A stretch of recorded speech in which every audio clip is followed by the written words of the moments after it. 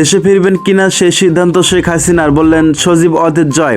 ছাত্র জনতার ব্যাপক আন্দোলনের মুখে প্রধানমন্ত্রীর পদ থেকে পদত্যাগ করে গত মাসে ভারতে পালিয়ে যাওয়া শেখ হাসিনার দেশে ফেরা নিয়ে কথা বলেছেন তার ছেলে সজীব ওয়াজেদ জয়।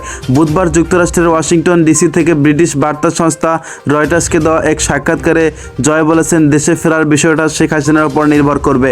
তার মা দেশে ফিরে বিচারের মুখোমুখি হওয়ার জন্য প্রস্তুত বলেও গত মাসে জানিয়েছেন তিনি।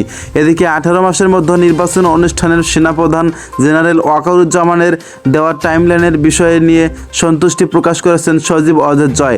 তবে এই টাইমলাইন প্রত্যাশার তুলনায় অনেক দেরি বলেও মন্তব্য করেছেন তিনি। একই সঙ্গে জয় বলেছেন, বাংলাদেশ আওয়ামী লীগ ছাড়া দেশে প্রকৃত সংস্কার ও নির্বাচন অসম্ভব।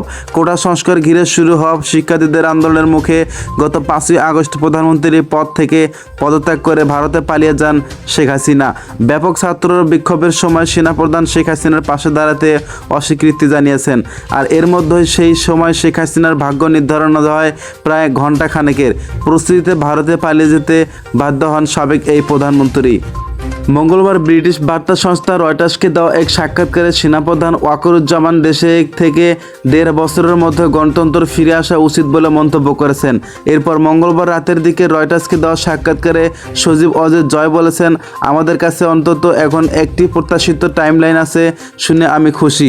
তিনি 1971 সালের পাকিস্তানের কাছ থেকে স্বাধীনতা লাভের পর